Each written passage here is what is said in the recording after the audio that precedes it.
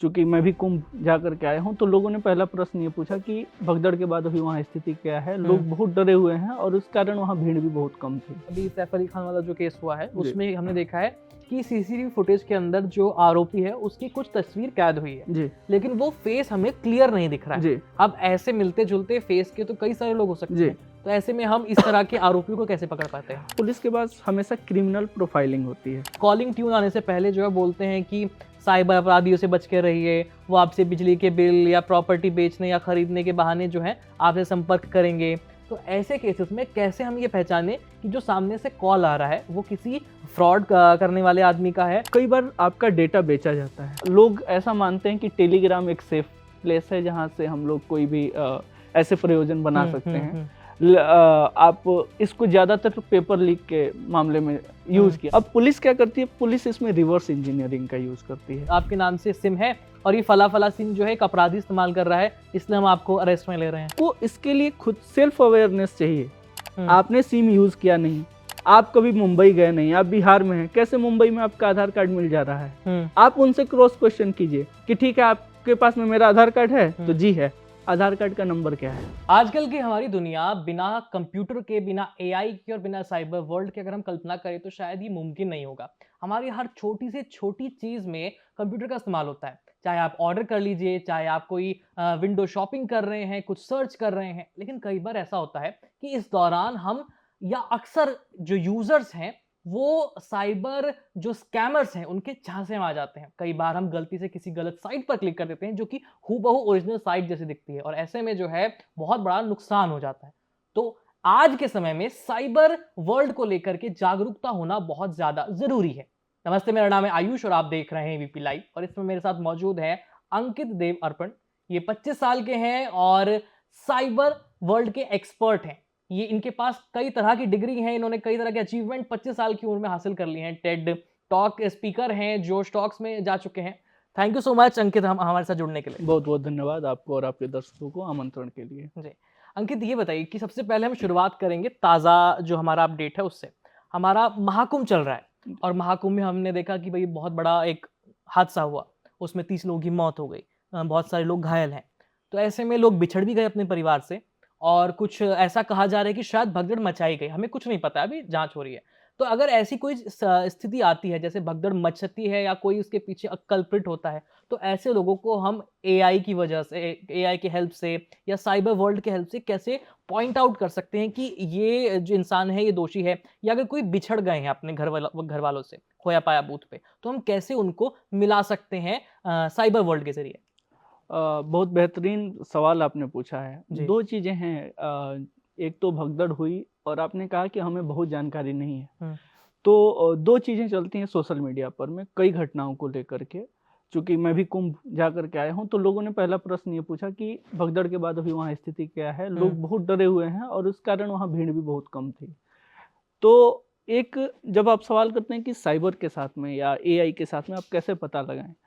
तो जब भी ये भगदड़ होती है, तो 2 जगहों से होती है। क्या वहाँ पर मैं जिन लोगों ने भगदड़ मचाई या जो इसमें शामिल थे, उन्होंने क्या कोई कम्युनिकेशन किया था क्या? अच्छा। कोई ऐसा कीवर्ड यूज़ किया था क्या? और दूसरी है कि सोशल मीडिया पे हमने कुछ एक्टिविटीज़ की, जी। जिसके कारण लोगों को हमने उत्प्रेरित किया कि ऐसी स्थिति आ सकती है। जैसे फॉर एग्जांपल आप बताइए कि अगर कोई ऐसी चीज़ ऑर्गेनाइज़ करता है, इस तरह का कोई घटनाक्रम करवाया जाता है जी, अलेजेडली, जी। तो उसमें किस तरह की चीज़ें इस्तेमाल की जाती है? अगर हम वो आप बोल रहे हैं कि सोशल मीडिया के ज़रिए जी। या कुछ ऐसा पुलिस को पिछले केसेज़ में पता चला हो? पुलिस को ऐसे एक लोग ऐसा मानते हैं कि टेलीग्राम एक सेफ प्लेस है जहाँ से हम लोग कोई भी ऐसे प्रयोजन बना सकते हैं। आप इसको ज़्यादातर पेपर लीक के मामले में यूज़ किया जा सकता है। लोग उसको एक सेफर प्लेस मानते हैं। तो एक टेलीग्राम को वो लोग यूज़ करते हैं। दूसरी चीज़ें हैं, लोग टेक्स्ट मैसेजेस करते हैं और स्पैम मैसेजेस करते हैं। जो स्पैम कैसे करते हैं? स्पैम मैसेजेस ऐसे होते हैं जो किसी ब्रांड के अकाउंट से आपने कोई मैसेज किया है, तो आईवीआर कॉलिंग जैसे होती है, वैसे ही आप मैसेज करते हैं जो बल्क मैसेज होते हैं। तो वहाँ पर में आप मैसेज से कम्युनिकेट करते हैं। ऐसा लोग मानते हैं कि इन मैसेजेस को कोई ज़्यादा नहीं देखता है, तो वहाँ संभावनाएं होती हैं कि ये लोग ऐसी एक्टिविटीज़ करें। कॉल के लिए भी लोग व्हाट्सएप कॉल का इस्तेमाल करते हैं। उनका मानना है कि इस पर में रिकॉर्डिंग संभव नहीं है, इसलिए व्हाट्सएप कॉल इत्यादि के माध्यम से। और उसके बाद से कई लोग एक साथ जुड़े होते हैं जो सोशल मीडिया को संभालते हैं और ट्वीट रीट्वीट, क्योंकि ट्विटर पर में यह बहुत आसान है और वहाँ पर में ट्रेंड कराना और चीज़ों को फैलाना बहुत आसान है, तो इनका इस्तेमाल वो लोग करते हैं। अब पुलिस क्या करती है, पुलिस इसमें रिवर्स इंजीनियरिंग का यूज करती है। अच्छा। पुलिस हमेशा ऐसी घटनाओं में रिवर्स इंजीनियरिंग लगाती है कि आखिर ये घटनाएं शुरू कहाँ से हुई, कौन कौन से ऐसे कीवर्ड्स थे, कैसे कैसे लोग इसमें कनेक्टेड थे, कौन ऐसे सोशल मीडिया अकाउंट्स थे, उनके पास में कहाँ से चीजें आई, और हम लोग उसका डिजिटल फॉरेंसिक्स करते हैं, लाइक ऑटोप्सी होती है उसकी, कि कोई भी अगर मैसेज सर्कुलेट हुआ है तो ये पहला ओरिजिनेट कब हुआ है, कहाँ से हुआ है, अच्छा। कौन लोग इसमें शामिल थे, क्या आईपी एड्रेस है, क्या वह आईपी एड्रेस वाईफाई के साथ में कनेक्टेड था। तो क्या आईपी एड्रेस को मास्क नहीं किया जा सकता कि मतलब किसी और जगह का आईपी एड्रेस दिखा दें? मैं वही कहने जा रहा था आपको, आईपी एड्रेसेस मास्क होते हैं, लेकिन जब आप कहते हैं मास्क तो आप कंप्लीट चीज हाइड नहीं करते। अच्छा। कुछ चीजें उसमें छिपी होती हैं, कुछ चीजें दिखती हैं। तो हमेशा हम लोग कहते हैं ना कि पुलिस हमेशा चोर का कोई ना कोई एक स्पॉट जान लेती है, कुछ वो छोड़ करके जाता है, कोई एक डिजिटल फुटप्रिंट ऐसी है जिसको छोड़ करके जाता है। और इन जगहों पर में जो भी जो भी ये लोग होते हैं अपराध कृत करने वाले, ये लोग इतने एक्सपर्ट बहुत ज्यादा नहीं होते। इनको इनके टीम में कोई ना कोई एक ऐसा होता है जिसने कुछ न कुछ अपना फुटप्रिंट छोड़ा होता है, डिजिटल फुटप्रिंट। कई बार आप कनेक्टेड वाईफाई के यूज करते हैं, जहां से वाईफाई की लोकेशन आईपी में सबसे पहले आती है, बट वो सब डोमेन क्रिएट होकर के एक सब वाईफाई आईपी भी दिखता है, या डिवाइसेस कई बार पकड़ी जाती हैं। जो लोकल लेवल पर में ये लोग गलती करते हैं, क्योंकि इसमें बिना लोकल लेवल के लोगों को शामिल किए हुए आप कुछ नहीं कर सकते, तो वहां से फिर ये तार कनेक्ट किए जाते हैं। अच्छा। और दूसरी चीज आपने कही कि कैसे इन लोगों को पकड़ा जाए, हाँ। या जो लोग भूल गए हैं, जो खो गए हैं, उनको कैसे मिलाया जाए। तो एक फीचर आप और हम हमेशा यूज करते हैं गूगल फोटोज का जी। उसमें आपने किसी की तस्वीरें ली हैं तो फेस रिकॉग्नाइज कर देता है, और धीरे धीरे आपके गूगल फोटोज में फेस वाइज सारे फोटोज एक साथ में आ गए होते हैं। वैसे ही जब आप अपना डेटा कई जगह पर में दिए हैं, वो आधार कार्ड के साथ में है, या किसी वेबसाइट को आपने किया है कि ये हमारा डेटा है, या गवर्नमेंट के किसी भी डिजी लॉगर ड्राइविंग लाइसेंस में आपकी तस्वीरें हैं, तो एक तरीका वो है कि इन तस्वीरों से वो अपने सीसीटीवी फुटेज को मैच करते हैं। तो पुलिस के पास ये रिकॉर्ड्स होते हैं कि वो डिजी लॉकर से या गवर्नमेंट डेटाबेस में जो हमारी डिजिटल इंफॉर्मेशन है उससे सीसीटीवी वाली फुटेज को मैच करें। जब भी हम कोशिश करते हैं, जब भी अगर हम इस मामले को, किसी भी मामले को थोड़ा सा हाई लेवल पे एक्सीलरेट करते हैं, तो हमेशा यही कोशिश की जाती है कि जो हमारे पास में मौजूदा डेटा है, क्या उसके साथ में मैच करके हम कुछ क्लू निकाल पा रहे हैं क्या, या जो सीसीटीवी फुटेज हैं कई जगहों पर में, आप कुंभ जाएंगे तो आपको स्टेशन से निकलने के बाद हर जगह पुलिस निगरानी लगी हुई है, और वो लंबी दूरी तक सारे पुलिस वाले लोग लगे हैं, तो उनका प्रयास रहता है कि आप कब मिस हुए थे, ठीक है। अच्छा। वहां से कुछ फुटेज निकल के आ रहा है क्या, क्या ये तस्वीरें, या आप साथ में आए थे तो कुछ तस्वीरें आपने ली थी, ये दोनों तस्वीरें कहीं ना कहीं मैच कर रही हैं क्या, या उस व्यक्ति की अभी की लोकेशन क्या है। पुलिस ऐसी स्थिति में देखती है कि जो डेटा हमारे पास में अवेलेबल है या हमारे सीसीटीवी फुटेज में अवेलेबल है, वो क्या मैच कर रहा है। इन लोगों ने कोई तस्वीरें खींची हो, कोई सेल्फी ली हो, कोई फोटोज खिंचाई हो, और अभी तो आप सोशल मीडिया पर भी लोग लगातार फोटोज डालते हैं, और फेसबुक में भी ये फीचर था, फेसबुक में भी फेस रिकॉग्निशन का फीचर बहुत पहले से फेसबुक ने इनेबल किया था कि आपकी तस्वीर अगर मैंने कहीं डाली है सोशल मीडिया पे, तो आपको एक नोटिफिकेशन जाएगा कि आपके साथ में ये तस्वीर है, कि आप इसमें टैग होना चाहते हैं, खुद को टैग करना चाहते हैं, ये नोटिफिकेशन आता है। तो ये सुविधा फेशियल रिकॉग्निशन की वजह से आता है। फेशियल रिकॉग्निशन की वजह से आता है, क्योंकि वो डेटा है और उसको मैच किया जाता है। अच्छा जी। अच्छा, तो जैसे हमने महाकुंभ की बात तो कर ली, एक सबसे बड़ा जैसे अभी सैफ अली खान वाला जो केस हुआ है, उसमें हमने देखा है कि सीसीटीवी फुटेज के अंदर जो आरोपी है उसकी कुछ तस्वीर कैद हुई है, लेकिन वो फेस हमें क्लियर नहीं दिख रहा है। अब ऐसे मिलते जुलते फेस के तो कई सारे लोग हो सकते हैं, तो ऐसे में हम इस तरह के आरोपियों को कैसे पकड़ पाते हैं? देखिए, इसमें आया भी है कि किसी देश से कि इस देश का यह नागरिक संभावित नागरिक है।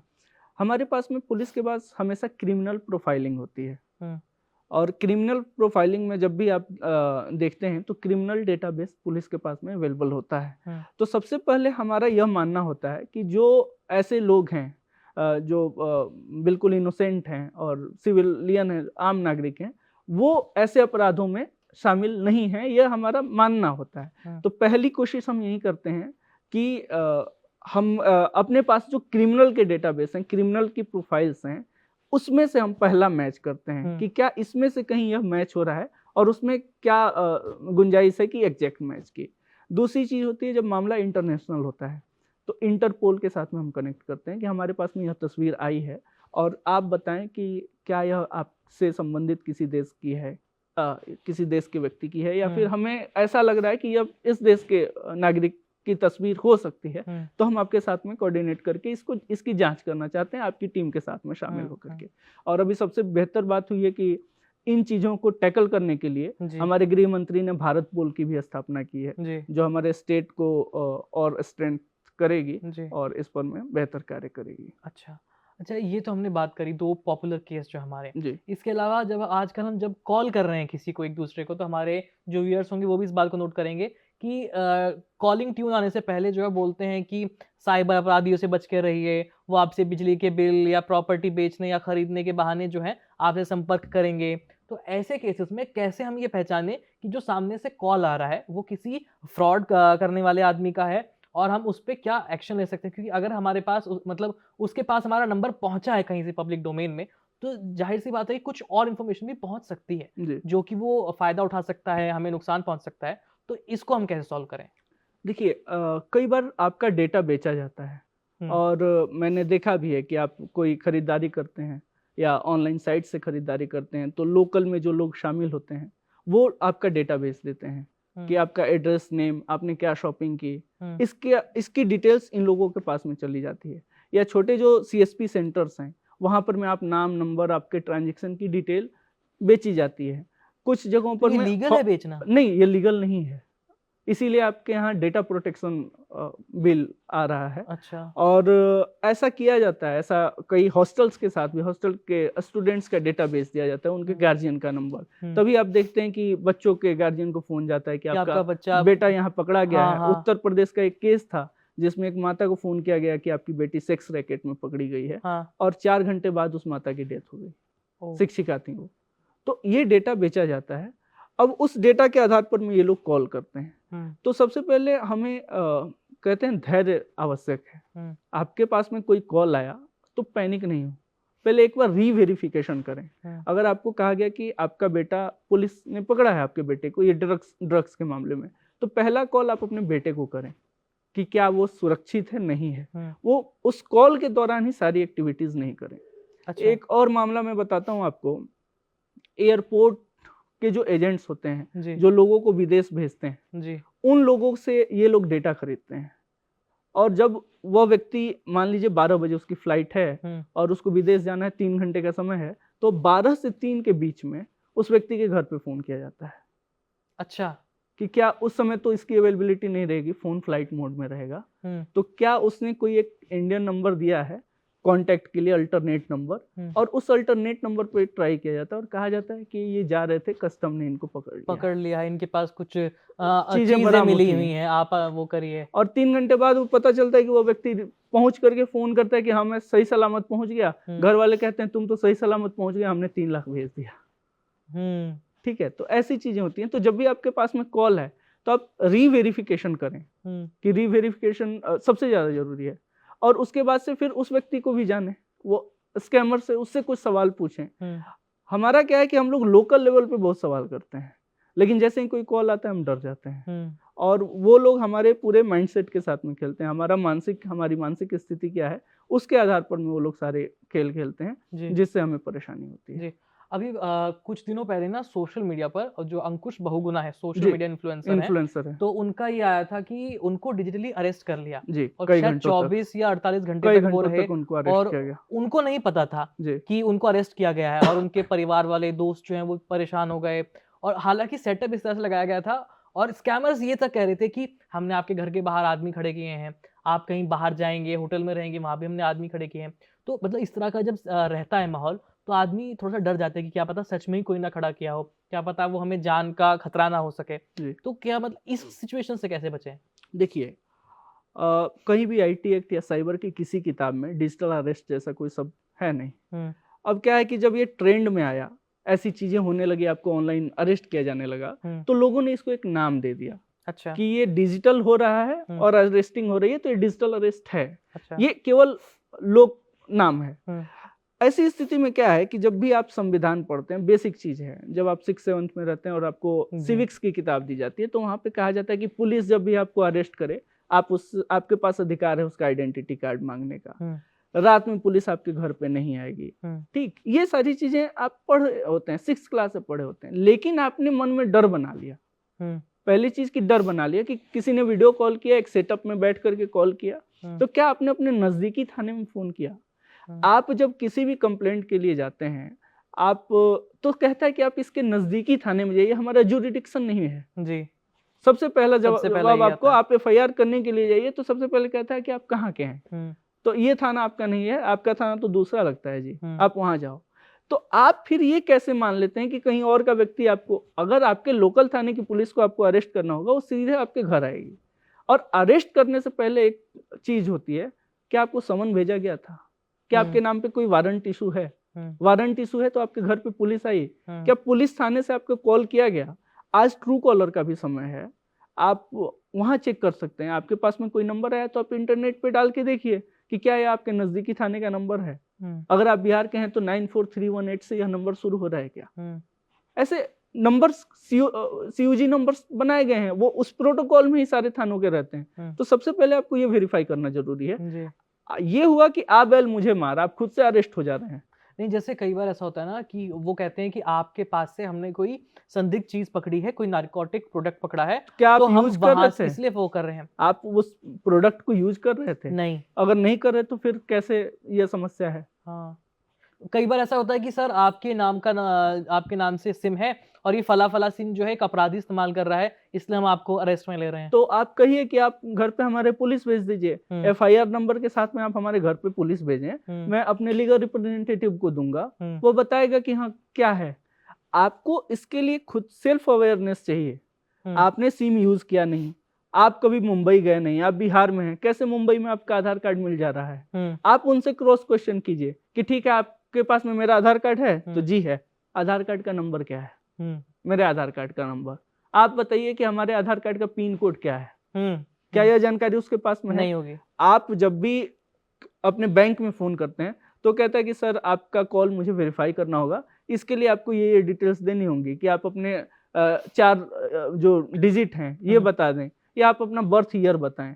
तो बैंक वाले आपसे पूछ रहे हैं, वहां आप नहीं दे रहे हैं। लेकिन जब आपके पास में कोई कॉल आ रहा है तो आपने क्रॉस क्वेश्चन किया ही नहीं कि क्या आप, ठीक है मेरा ही आधार कार्ड है, एक बार प्लीज पिन कोड वेरीफाई कर दीजिए कि मैं जान जाऊं कि मेरा ही आधार कार्ड है या नहीं, या किसी दूसरे का है।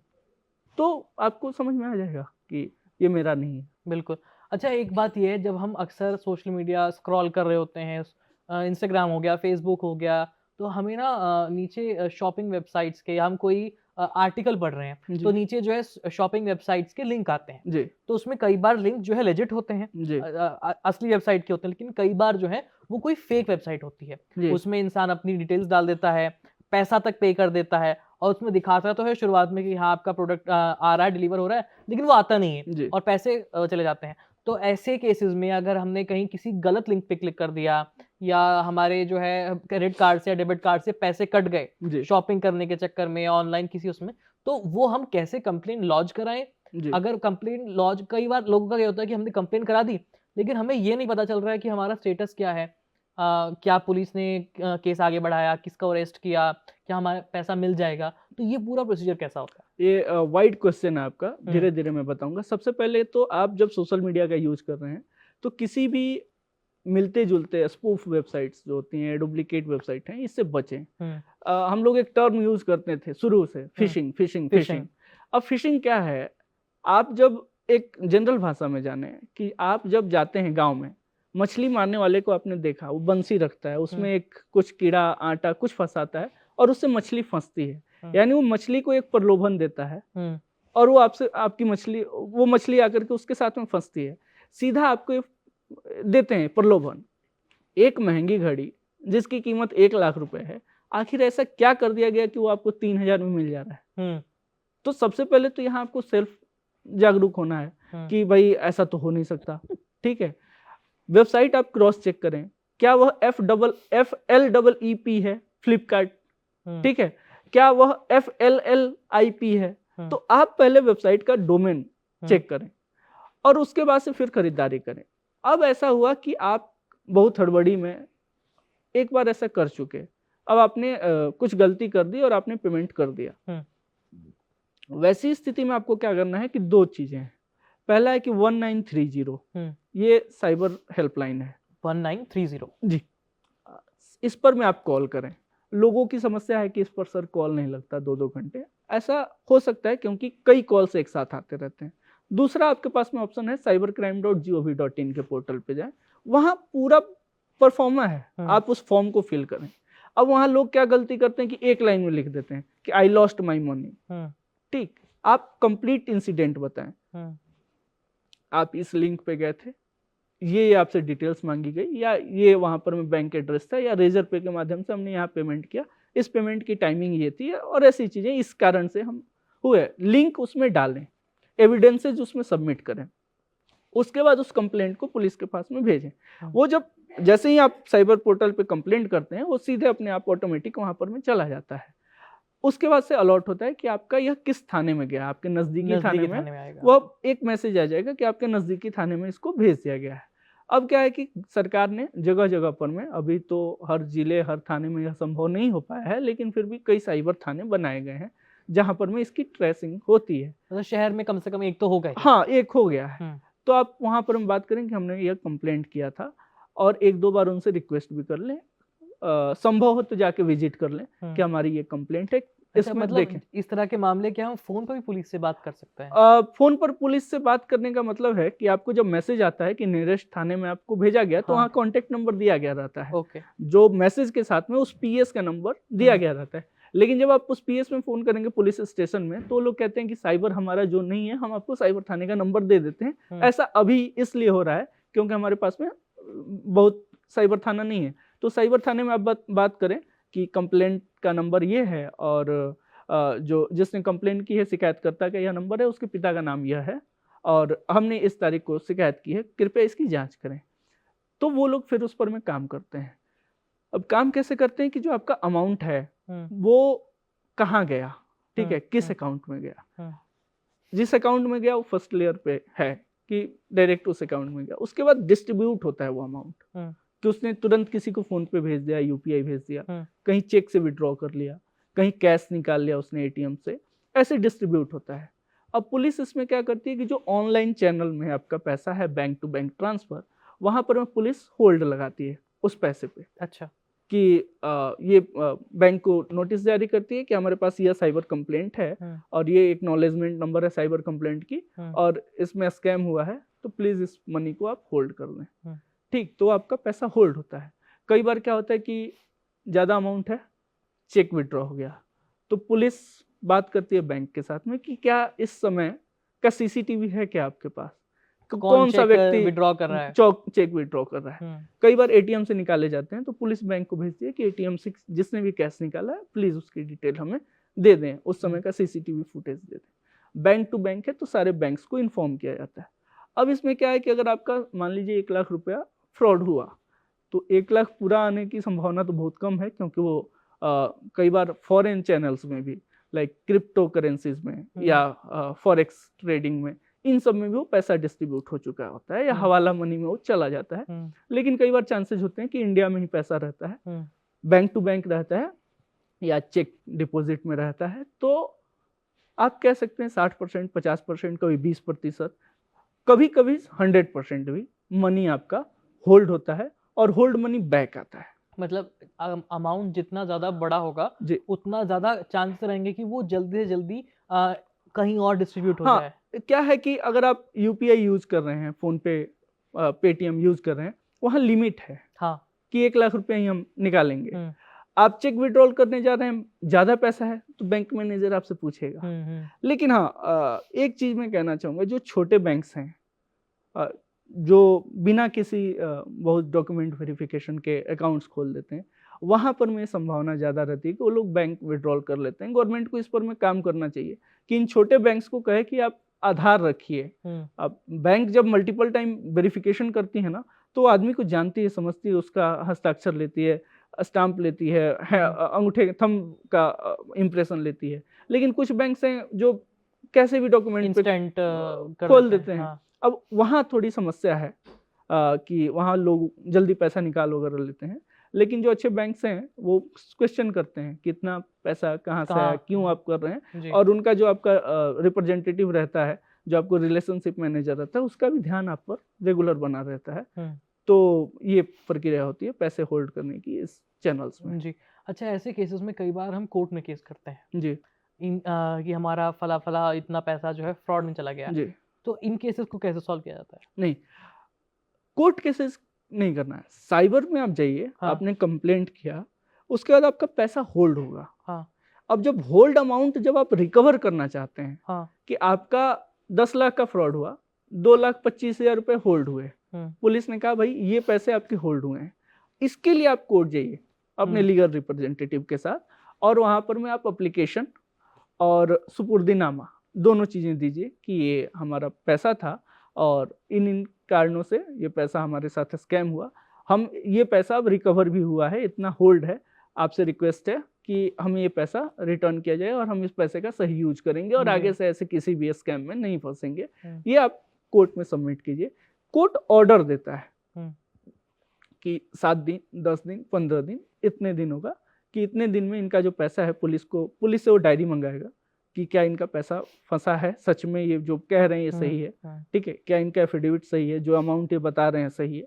पुलिस डायरी में होगा कि सर इनका इतना पैसा होल्ड है, फिर उसके लिए वो ऑर्डर पास करेगा कि आप इस मतलब जो पैसा है इसको आप रिटर्न करने के लिए, तो बैंक को फिर पुलिस भेजेगी कि इस पैसे को जो होल्ड किया गया है वो इस अकाउंट में भेजा जाए। अच्छा, ये तो ये प्रक्रिया है पूरी। जी। तो सबसे पहला जो आपका स्टेप है, जो सरकार ने बनाया है और जिस पर में हम सब चल रहे हैं, वो पहला स्टेप है कि आप साइबर पोर्टल पे जाएं या नजदीकी थाने में संपर्क करें या 1930 पर में करें और इसको इंस्टेंट करें, सोचे नहीं अच्छा, कि कब करना है यार, अब तो हो गया, क्योंकि जितना हम देरी करेंगे उतना वो उतनी पैसा गायब होते रहेगा। ठीक जी। ठीक। अच्छा, कई बार ऐसा होता है कि भले ही लोग जागरूक हैं, लेकिन हमारी जो पुलिस है जी वो उतनी एक्टिव नहीं होती है या साइबर चीज़ों को लेकर के, क्राइम को लेकर के अवेयर नहीं होते हैं। मोस्टली पुलिस वाले, खास करके जो हमारे सिपाही हैं या हवलदार हैं, जी इस फर्स्ट हैंड जो है विक्टिम से बात करेंगे, जी। है ना? तो ऐसे केसेस में अपने पुलिस पर्सनल को कैसे इसको ट्रेन कर सकते हैं? देखिए, मैं इस चीज से एग्री करता हूँ कि पुलिस अवेयर नहीं है। रीजन ये है कि ये चीजें अभी नई नई उभर रही हैं, तो पुलिस भी आप ही हैं, आप में हम में से ही कोई एक पुलिस भी है, तो उसके लिए भी ये नया है, हमारे लिए भी नया है। अब क्या है कि साइबर थाने बनाए गए हैं, इसीलिए उनको बार बार ट्रेनिंग दी जाती है। हम लोग भी कई बार जाते हैं ट्रेन करने के लिए, नई चीजें बताने के लिए। मैं जिस संस्थान में पढ़ता हूँ वहाँ सभी लोग आते हैं नेशनल फॉरेंसिक साइंसेज यूनिवर्सिटी में ट्रेनिंग के लिए, तो वहाँ अभी अवेयरनेस कम है, लेकिन जो साइबर थाने हैं वो लोग अवेयर हैं। अब समस्या क्या है कि चूंकि नया है तो कई जगह पर में 2-2 कांस्टेबल के साथ भी साइबर थाने चल रहे हैं। अच्छा, एक police inspector, 2 constable, cases, number of cases ज्यादा है। कई बार इन लोगों को अब क्या है कि साइबर केसेस में बार बार आपको जाना पड़ता है दूसरी जगह पर में। अब आपके साथ फ्रॉड हुआ दिल्ली नोएडा 16 में, लेकिन फ्रॉड करने वाला व्यक्ति मुंबई का है और थाने में है 4 लोग, तो 2 को तो जाना पड़ेगा मुंबई। हाँ। तो ये एक समस्या होती है। तो सीधा ब्लेम कर देना कि पुलिस काम नहीं कर रही है, इसको इस तरीके से देखना होगा कि अभी हमारा सिस्टम उतना एफिशिएंट नहीं है इस काम को कंप्लीट कर पाने के लिए जैसे हम बाकी काम करते हैं, और हम लोग सबसे अधिक जनसंख्या वाले लोग हैं जी। तो केसेस भी ज्यादा होंगे, और सबसे बड़ी बात है कि हमारी लीगल लिटरेसी भी कम है और साइबर लिटरेसी मैं कहूँगा कि लगभग 0 है। तो वहां पर में ये समस्या होगी, और अभी आने वाले कुछ समय तक जब तक हम लोग बहुत एफिशिएंट नहीं हो जाते, सिस्टम हमारा बहुत बेहतर नहीं हो जाता, तब तक ये समस्या होगी। फिर भी पुलिस काम कर रही है, अचीवमेंट दिखा रही है, 7-7 करोड़ के मामले पुलिस उजागर कर रही है और उसमें अचीव कर रही है। अहमदाबाद की पुलिस ने 5,000 करोड़ रुपए, जो 5,000 करोड़ रुपए थे और उसको डार्क वेब में यूज किया गया था, और उसको भी रिकवर करने में 5,000 करोड़? हाँ, उसमें भी पुलिस ने सफलता प्राप्त की थी। वो जो आरोपी थे इंडिया के ही थे? हाँ, वो लोग इंडिया के ही थे और अलग अलग चैनल से वो लोग वर्क कर रहे थे। ओपी साहब वाले, ओपी जायसवाल वाले केस में 7 करोड़ रुपए भी वहां भी मिले। ठीक है, तो ऐसे मामलों में पुलिस काम कर रही है, कई अचीवमेंट्स हैं, उसको नहीं छोड़ा जा सकता, लेकिन हाँ हमें और भी इसमें बेहतर होने की जी। जरूरत है। अच्छा, एक सवाल ये भी रहता है कि अभी हमारा बीएनएस आया है, इससे जी पहले आईपीसी था। जी। तो साइबर क्राइम को लेकर के बीएनएस में क्या कुछ मतलब इम्प्रूवमेंट किए गए हैं और कितनी अभी गुंजाइश है इसको और बेहतर बनाने के लिए? बीएनएस में साइबर क्राइम को लेकर के चर्चा बहुत नहीं है। हुँ, साइबर क्राइम को जो डील करता है वो हमारा आईटी एक्ट करता है, हुँ, आईटी एक्ट 2000। लेकिन इसको आईटी एक्ट को हम बीएनएस के साथ में और एविडेंस एक्ट के साथ में पढ़ते हैं। तो पहले क्या था, डिजिटल एविडेंसेस की बात नहीं थी, इलेक्ट्रॉनिक एविडेंस की बात थी। लेकिन जब हमारा ये जो भारतीय साक्ष्य अधिनियम आया है, इसमें हमने डिजिटल एविडेंसेस की बात की है। जी। और साथ में हमारे पास में आईटी एक्ट 2000 है, जहां पर में आपका 66 पूरा ऑफेंस के बारे में है, 43 कंट्रावेंशंस के बारे में है। हुँ, लेकिन मेरा ये मानना है कि ये जो लॉज बने हैं 2000 में बने हैं, हुँ। 25 साल पहले।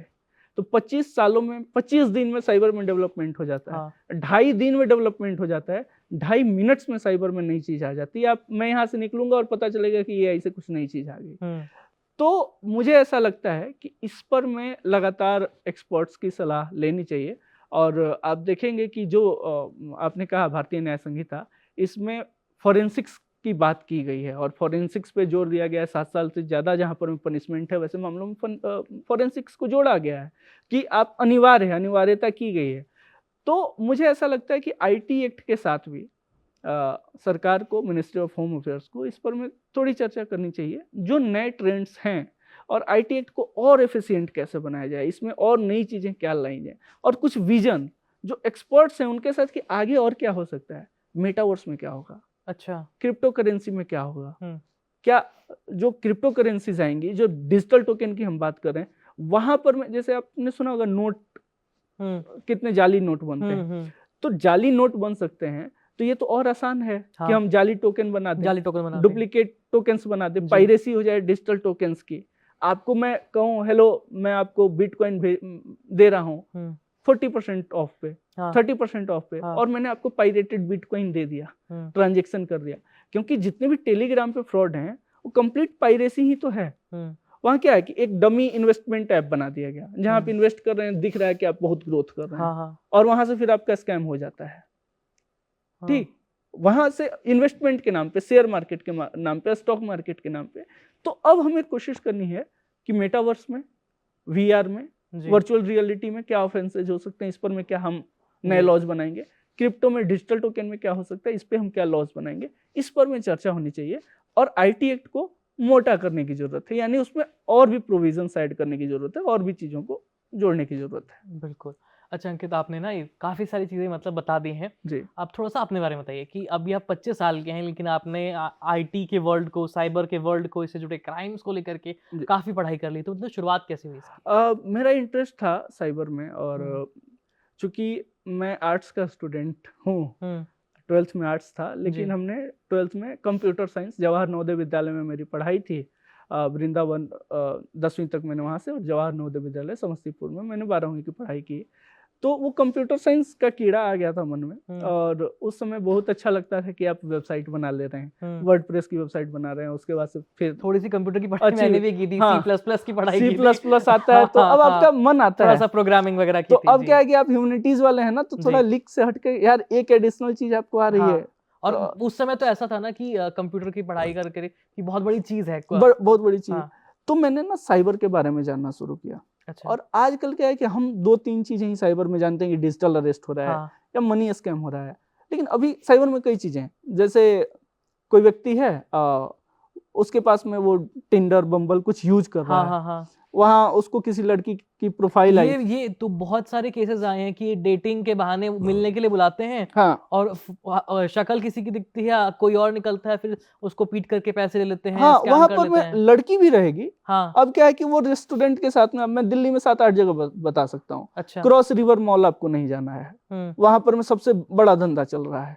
आपको वो हडसन लेन नहीं जाना है, दिल्ली अच्छा। यूनिवर्सिटी की ओर। हुँ, कोई आपको कहे कि दुर्गाबाई देशमुख मेट्रो आ जाओ, आपको नहीं जाना है।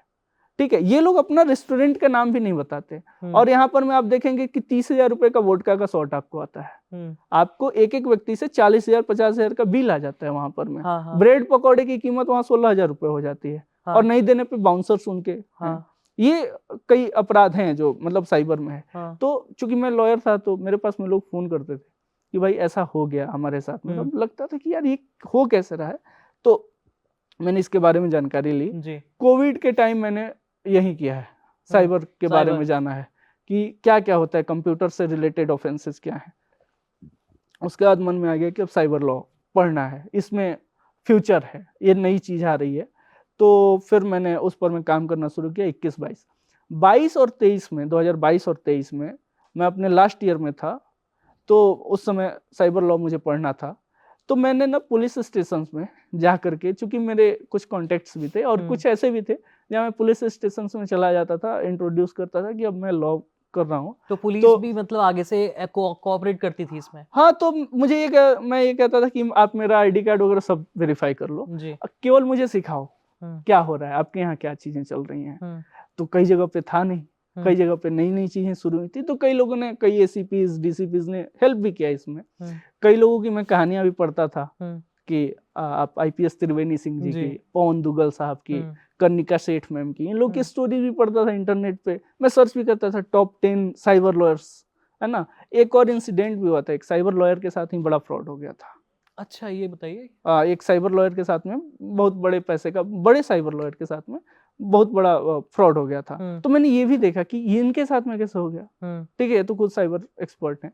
तो मैंने इसमें देखा और धीरे धीरे तरीके जाने, और धीरे धीरे तरीका जाना, और सबसे पहला जो क्लिक किया, जहां से मन हुआ कि अब मुझे साइबर लॉयर बनना है। और जब आप कहते हैं कि मॉडस ऑपरेंडी क्या तरीका होता है, तो एक इंटरेस्टिंग चीज अगर आपको मैं बता दूं कि आप देखते होंगे कि आजकल आपके पास में एक शॉर्ट टर्म मैसेज आता है इम्पर्सनेशन का, कि आयुष की एक प्रोफाइल बना ली गई और मुझे मैसेज किया गया कि 5,000 रुपए भेज दो, हेलो बहुत जरूरी काम है ना, बाहर हूँ, 5,000 रुपए भेज दो, कल 10 बजे तक रिटर्न कर दूंगा। यहाँ तो संभावना है कि आप जान जाएं कि ये गलत बोल रहा है या आयुष को फोन कर लें। एक मैं बताऊंगा फ्रॉड, उससे सचेत इसलिए करूंगा कि व्हाइट कॉलर क्राइम में इतना स्ट्रेटेजिक क्राइम है ये, कि एक व्यक्ति को मैसेज आता है फेसबुक पे एक एनजीओ की ओर से, एक एनजीओ के रिप्रेजेंटेटिव की ओर से, और वो एनजीओ यूएस में बेस्ड है। अच्छा। और कहा जाता है कि ये यूएन के साथ और यूनिसेफ के साथ में कार्य कर रहा एनजीओ है।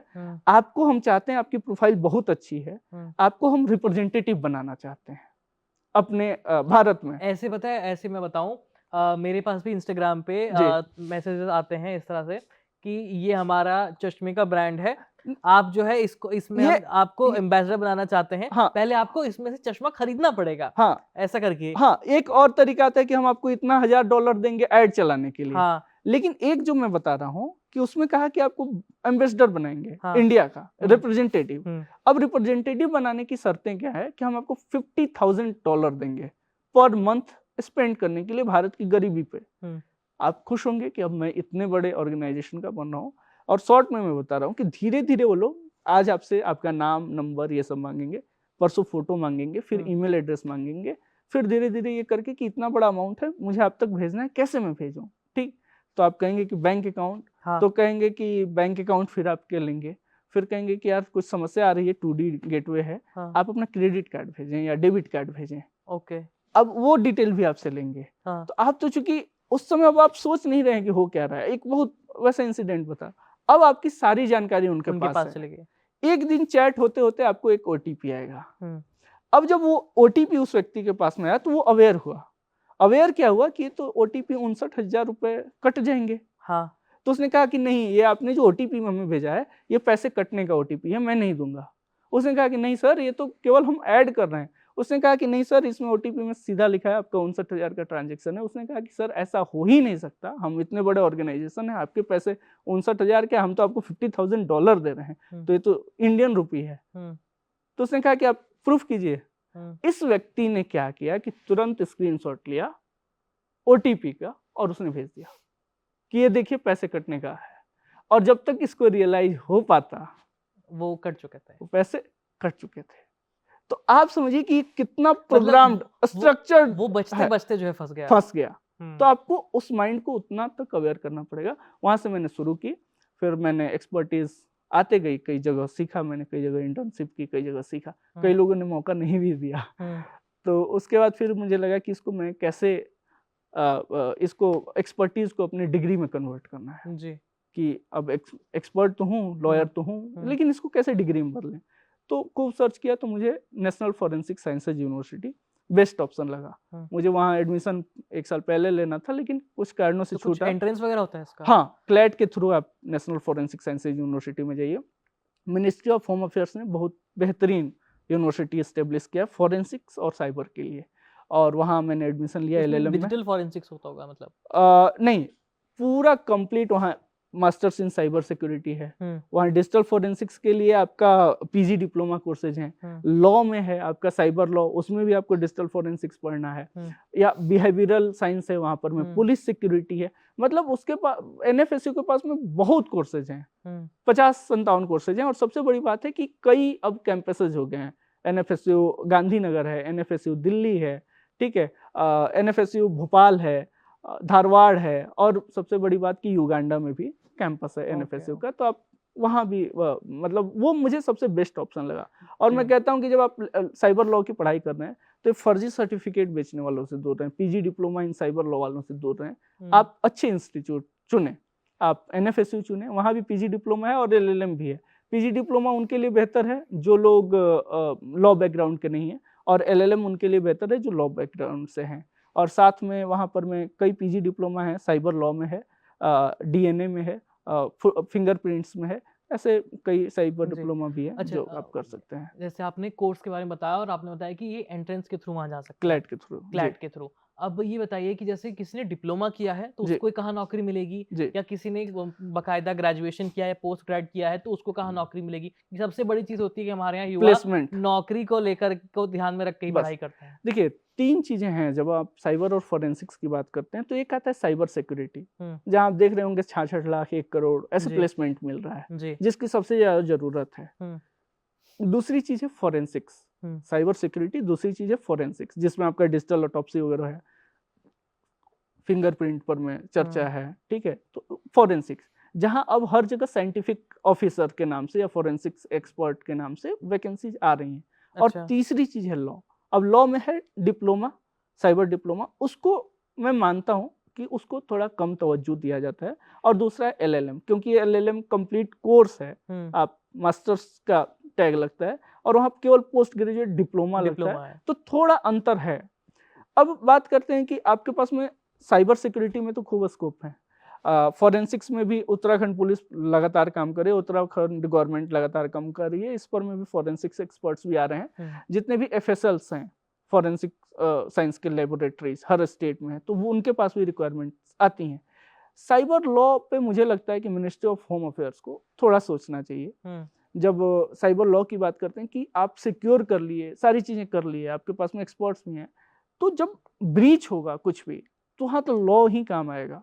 तो मुझे लगता है कि जो पुलिस का डिपार्टमेंट है, आप आईपीएस का रिक्रूटमेंट कर रहे हैं, तो उसमें 10 पोस्ट आप लीगल एक्सपर्ट्स को भी एलिजिबिलिटी दीजिए कि आप एनएफएसयू बना लेने और अच्छे कोर्सेज डेवलप कर लेने से नहीं होगा, इनको मौका। हाँ, तो क्या आप 150 सीट्स हैं उसमें आप दे रहे हैं क्या कोई डायरेक्ट रिक्रूटमेंट है क्या, जहाँ पे PG diploma in cyber law या एलएलएम इन साइबर लॉ को आप लीगल एडवाइजर हायर कर रहे हैं? क्या जब आप एपीओ की वैकेंसीज निकाल रहे हैं या पब्लिक प्रोसिक्यूटर कर रहे हैं, तो क्या उसमें आपने साइबर के लिए भी किया क्या आपने जजेस की जब नियुक्ति की तो क्या वहां पे आपने साइबर वालों के लिए भी सोचा क्या? क्योंकि जब उनके पास में केसेज आएंगे तो पढ़े रहेंगे तभी इसका इंटरप्रिटेशन पॉसिबल है, और क्या लूप होल्स हैं उस पर में काम करना। तो मिनिस्ट्री ऑफ होम अफेयर्स या स्टेट जो गवर्नमेंट्स हैं उनको फॉरेंसिक्स एक्सपर्ट्स और साइबर सिक्योरिटी एक्सपर्ट्स के साथ साथ इन लीगल वालों को भी आगे बढ़ाना होगा और अलग से पोस्ट क्रिएट करनी होगी। और ये होगा, मैंने बहुत पहले कहा था कि थाने बनेंगे, साइबर थाने, तो साइबर थाने लगातार बनने लगे। और मैं आज कह रहा हूं कि हो सकता है कि आने वाले वर्षों में यूपीएससी सोचे कि अब हमको साइबर लॉ में भी एक्सपर्ट चाहिए और फोरेंसिक्स में भी एक्सपर्ट चाहिए।